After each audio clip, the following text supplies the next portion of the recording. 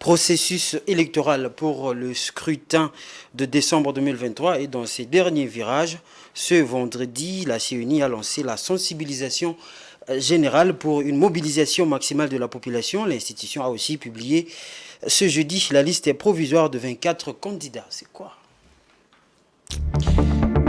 Pour l'international, entre le Nigeria et l'Afrique du Sud, le combat latent pour la position de première puissance économique d'Afrique se poursuit. Selon le FMI, la République sud-africaine va caracoler en tête en 2024.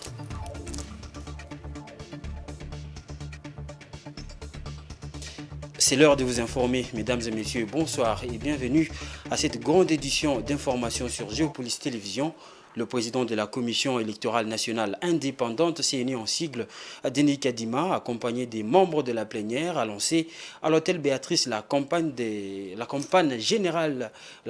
sensibilisations pour les élections générales du 20 décembre 2023. L'enjeu étant la mobilisation maximale des électeurs et l'inclusion de toutes les catégories des citoyens pour une participation de qualité, a déclaré Denis Kadima. Une caravane motorisée a été aussi organisée pour ce faire. Nous y reviendrons avec force détail dans nos prochaines éditions.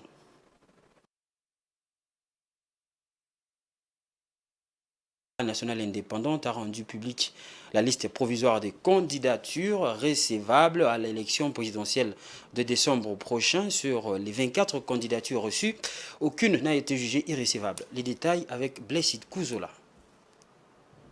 La Commission électorale nationale indépendante CENI a publié la liste provisoire de candidatures recevables pour l'élection présidentielle du 20 décembre 2023. Sur les 24 candidats qui avaient soumis leur candidature, aucune n'a été déclarée irrecevable. Toutes les candidatures ont été jugées conformes et déclarées recevables selon la décision numéro 116/CENI/AP 2023 du 19 octobre 2023. La nationale indépendante arrête et publie la liste provisoire des candidatures déclarées recevables à l'élection du président de la République, telle que reprise dans le tableau ci-dessous. 3.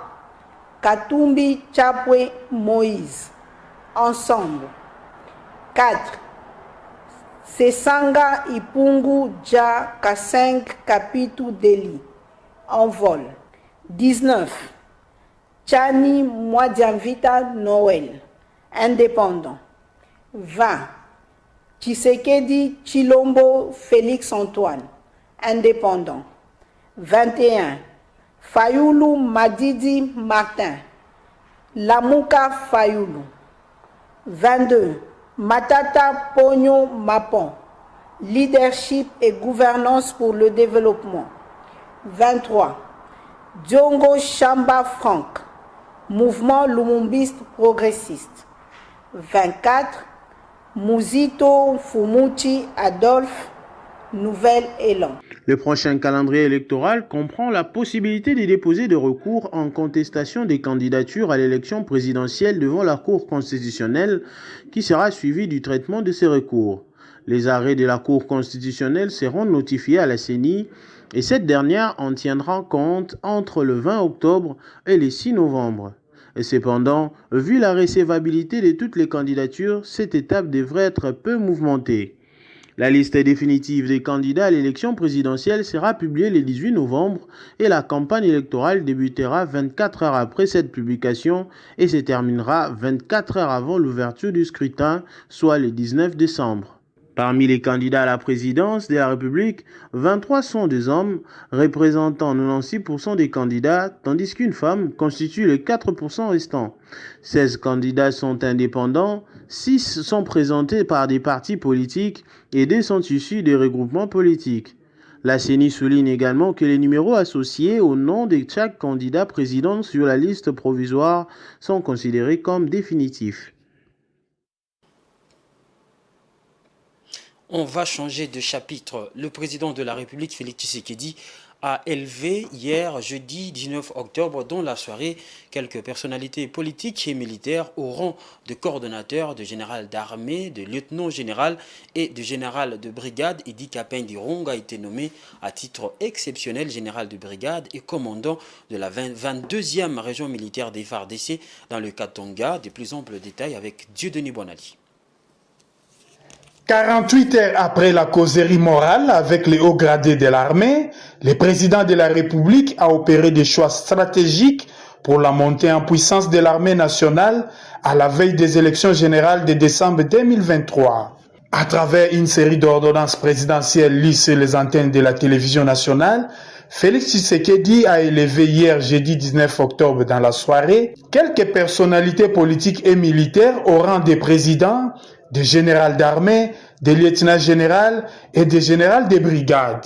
L'abbé Jean Bosco Baala Okuibale Loucheke, ancien président du Conseil supérieur de l'audiovisuel et de la communication, a été nommé par ordonnance présidentielle coordonnateur national du programme de désarmement, démobilisation, relèvement communautaire et stabilisation. Dans la foulée, le chef de l'État a procédé à quelques élévations dans l'appareil sécuritaire et défensif. Parmi les nominations dans l'armée, le lieutenant général Christian Chiwewe, chef d'état-major général des FARDC, est promu au rang de général d'armée. Sont nommés lieutenant général des forces armées Chaligo Zandourou Jacques et Kassongo Sibangu Léon Richard.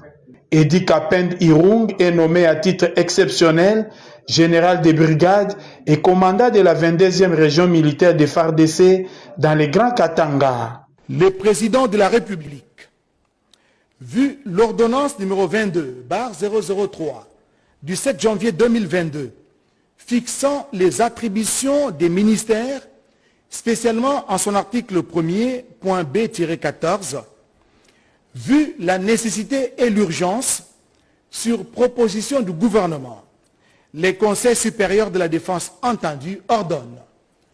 Article 1er. Est nommé commandant de la 22e région militaire des forces armées de la République démocratique du Congo, l'officier général dont les grades, nom, poste, nom, prénom et matricule suivent. Général de brigade, Kapend Irung Edi. Condamné à mort en 2003 dans le cadre du procès sur l'assassinat du président Laurent Désiré Kabila, puis radié de l'armée, il a bénéficié d'une grâce présidentielle sous Félix Tshisekedi en 2021. Les revoilà qui signe son grand retour dans la Grande Miouette. Une autre bref. Dans ce journal, un collectif de jeunes Congolais ont manifesté ce vendredi devant l'ambassade des États-Unis d'Amérique à Kinshasa pour protester contre la position du pays de Joe Biden sur la question du groupe d'autodéfense dit Wazalendo qui combat contre les M23 au Nord Kivu. En effet, cette position est contenue dans une déclaration de l'ambassade des États-Unis publiée le 12 octobre dernier.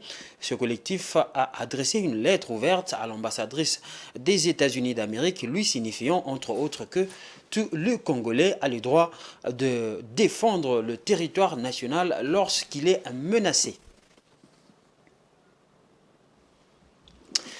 Une équipe technique constituée d'experts du secteur des affaires coutumières a élaboré la politique nationale de prévention et de résolution des conflits communautaires et coutumiers en République démocratique du Congo. Cette équipe a remis le document final au vice-premier ministre en charge de l'Intérieur et Sécurité, Peter Kiazadi, qui est à l'origine même du travail abattu. Je vous propose de suivre le vice-premier ministre en charge de l'Intérieur. Dans le secteur des affaires coutumières, il a été assigné au secrétaire général aux affaires coutumières la mission de stabilisation des entités coutumières et leurs amateurs afin d'aligner ses attributions au deuxième pilier du PNSD relatif au renforcement de la bonne gouvernance, restauration de l'autorité de l'État et consolidation de la paix. À cet effet, pour mettre en œuvre cette assignation gouvernementale, j'ai instruit le secrétaire général aux affaires coutumières à engager le processus d'élaboration de la stratégie sectorielle des affaires coutumières. Ainsi, un comité technique de pilotage du processus de production de ces premiers référentiels a été institué en juillet 2020. Le point culminant de sa mission devrait être l'organisation des consultations provinciales du secteur, en ce qu'elle constituait les cadres propices pour recueillir les états des lieux et proposer ainsi les diagnostics en termes de problèmes, des causes, d'opportunités, des menaces et des défis assortis des pistes de solutions. Il va sans dire que le diagnostic général s'est avéré suffisamment contributif afin de conférer au document de politique nationale des affaires coutumières toute sa pertinence pour occasionner et mériter la convocation de ce forum national que je m'apprête à inaugurer. À ce titre, la rédaction du document final qui vient de m'être livré par les soins de Monsieur le secrétaire général aux affaires coutumières va, bien entendu, être présenté à l'aéropage d'experts aux présentes assises en vue d'en requérir la validation technique, prélude obligé à sa présentation prochaine au Conseil des ministres, instance attitrée pour son ultime approbation et sa validation politique avant sa publication au journal officiel.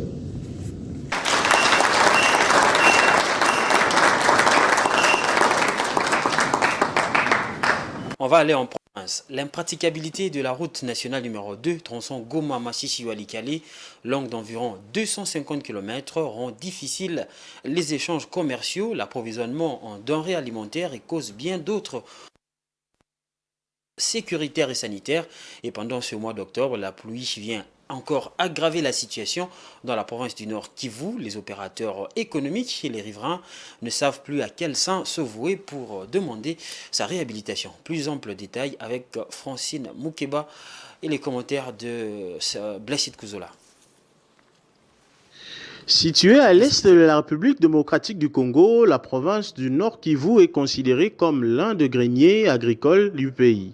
À Massissi, par exemple, ou encore à Walikale, sur les innombrables terres fertiles, on y cultive le thé, le quinquina, le café, l'haricot, le manioc, le maïs, le sorgho, le soja, la patate douce, l'arachide, la canne à sucre, la banane, mais aussi la pomme de terre. On y pratique également l'élevage de vaches dans les grandes plantations pour produire les laits de vache et les très célèbres fromages de Goma. Deux produits qui peinent à être évacués à cause du mauvais état de la route Massissi-Walikale. Une situation qui empêche la relance des plantations abandonnées. Un frein au développement de cette partie de la République. La réhabilitation de cette route de désert agricole permettra d'évacuer les produits du terroir vers les grands centres de consommation, tel que l'explique un expert de la société civile et coordonnateur du foyer de développement pour l'autopromotion de personnes indigentes et en détresse du Nord Kivu. Les usagers de cette route souffrent énormément. Imaginez-vous, pour quitter Walikale et atteindre Goma, sur moto, les gens sont obligés de payer certains $100, $150. Et si vous êtes en deux personnes à bord d'une moto, des fois vous payez $140 sur une distance de 250 km. Pourtant, si la route était bonne, Goma-Walikale, on peut faire maximum 6 heures, on est déjà à Walikale Centre, en quittant Goma. Et ce qui nous préoccupe davantage, c'est de constater que cette route, elle est d'intérêt national et encore dans une zone minière. Il y a des minerais exploités dans la partie de Massissi et des minerais exploités dans Walikale. Et là, c'est l'exploitation artisanale, mais en même temps industrielle, parce qu'il y a des sociétés minières et dans Massissi et dans Walikale. Et ces sociétés payent la redevance minière En réhabilitation de la route nationale numéro 2 dans l'axe routier Goma-Walikale aura un impact socio-économique sur le vécu quotidien de la population, plus précisément sur la diminution de prix sur le marché. La balle est donc dans les camps du gouvernement central. Mesdames et messieurs, vous informez, mais c'est aussi avec la page internationale.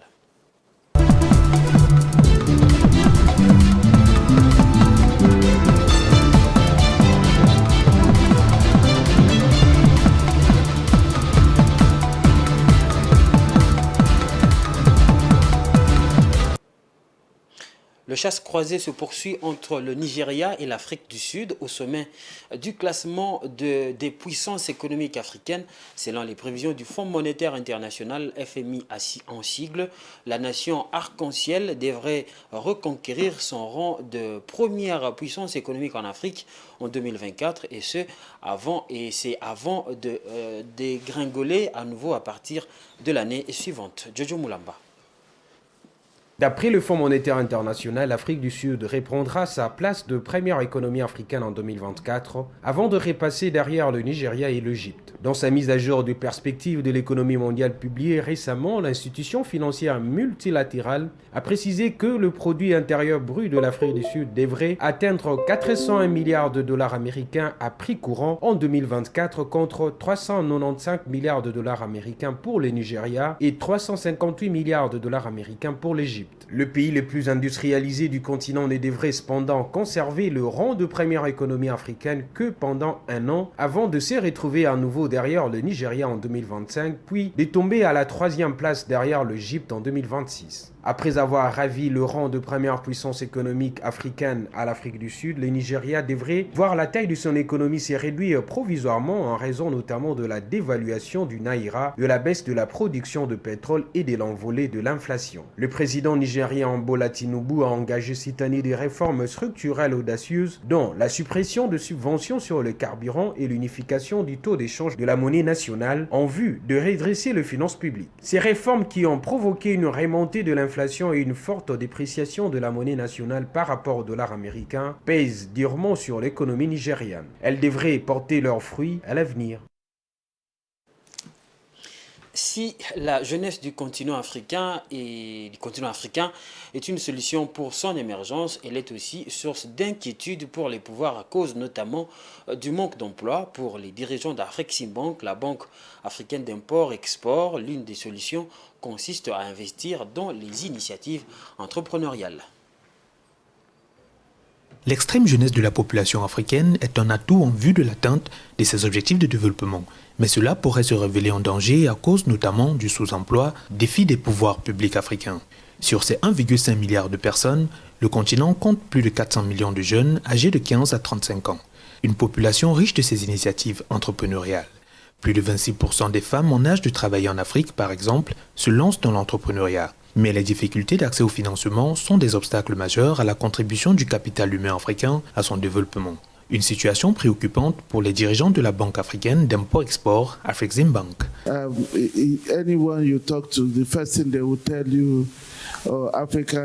première chose que l'on vous dira, c'est que l'Afrique a la population la plus jeune du monde. Mais nous avons reconnu à Afreximbank que cela peut être un atout, mais aussi un défi. Bien qu'à chaque fois nous en parlons, nous supposons que le fait d'avoir beaucoup d'enfants et de jeunes partout nous amènera immédiatement à l'Eldorado que nous recherchons. Mais cela peut aussi constituer des difficultés.